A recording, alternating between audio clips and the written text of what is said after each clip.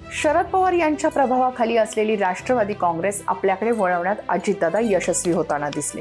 त्यांचे काही तोटे दादांनी लोकसभा निवडणुकीत सहनही केले, पण विधानसभा निवडणुकीत त्यांना चांगलं यश मिळालं। अजितदादांना आता एकीकडे राजकीय पक्ष चालवायचा आहे, तर दुसरीकडे सरकारमधील मंत्र्यांकडून चांगलं कामही करून घ्यायचंय। त्यामुळेच अजितदादा जास्त सावधगिरीनं पावलं टाकत आहेत। पण असं असलं तरीही हे भविष्य माझ्या हाती म्हणणाऱ्या राष्ट्रवादीचं भविष्य काय? अजितदादांना दुसरी फळी उभारणं कितपत आव्हानात्मक आहे, यावरच आज आपण चर्चा करणार आहोत। नमस्कार, मी सायली नलवडे गविटकर। इतके दिवस अजितदादा राष्ट्रवादी काँग्रेसचे मोठे नेते होतेच, पण त्यांना आधार होता शरद पवारांचा। वेगळी वाट धरल्यानं आता तो आधार त्यांच्यासोबत राहिलेला नाही, तर दुसरीकडे पक्षाच्या कार्यकर्त्यांना आधार देण्याचे कामही अजितदादांनाच करावे लागणार आहे। आता दादा ही कसरत कशी करतात हे बघणं नक्कीच इंटरेस्टिंग आहे। शरद पवार यांना महाराष्ट्रात आपल्या फायद्यासाठी 2-3 वेळा काँग्रेस पक्ष फोडावा लागला, त्यामुळे त्यांना आपले स्वतःचे कार्यकर्ते उभे करण्याची कधी वेळच आली नाही। काँग्रेसचे सहकार्यातील स्थानिक नेते आपल्याकडे वळवण्यासाठी त्यांनी यशस्वी प्रयत्न केले।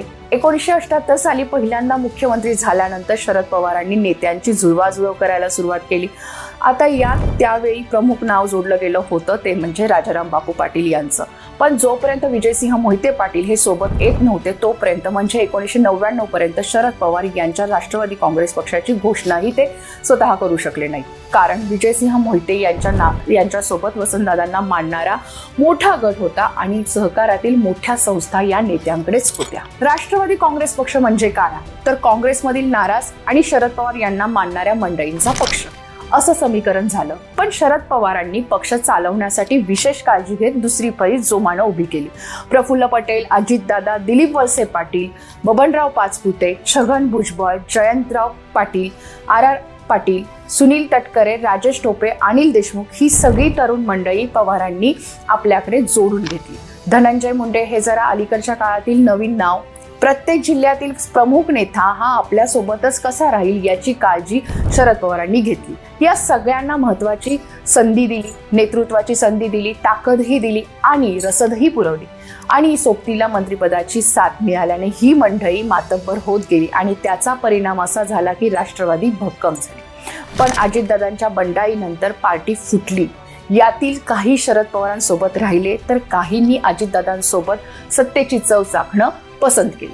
पण राष्ट्रवादीच्या स्थापनेवेळी दुसऱ्या फळीत असणारे अजितदादा आता पक्षाचे राष्ट्रीय अध्यक्ष आहेत। पण शरद पवारांनी पक्ष स्थापन केला तेव्हासारखी आता परिस्थिती नाहीये। ज्या काँग्रेसच्या जीवावर राष्ट्रवादी काँग्रेस उभी राहिली ती काँग्रेसच आता डळमळीत आहे, काँग्रेसच आता नेत्यांच्या शोधात आहे। त्यामुळे अजितदादांना तो पर्याय बंदच आहे। मग दादांसमोर एकच पर्याय उभा राहतो, तो म्हणजे आपलं संघटन उभं करणं। पण कसं, हाही प्रश्न आहेच। राजकीय पक्ष म्हटला की त्याला विचारधारा, धोरणं असतात, पण काहीही न करता राजकीय पक्ष चालवता येतो हे शरद पवारांनी दाखवलं। सुरुवातीला त्यांचा पक्ष पुढे जात राहिला, नंतर एक ठराविक अंतरानंतर त्यांची वाटचाल थांबली। अर्थात हे सगळं अजितदादांसमोरच घडलेलं आहे। आपण पुढे कसे जायचं याचा काहीतरी विचार अजितदादांनी नक्कीच केलेला असणार। अजितदादा यांच्याकडे सर्वात मोठी जमेची बाजू म्हणजे त्यांचे विकासपूरक धोरण। आज बारामतीचा बदललेला चेहरा-मोहरा अजितदादांची विकासाची दृष्टी अधोरेखित करतो। तोच त्यांचा सर्वात मोठा USP ठरू शकतो।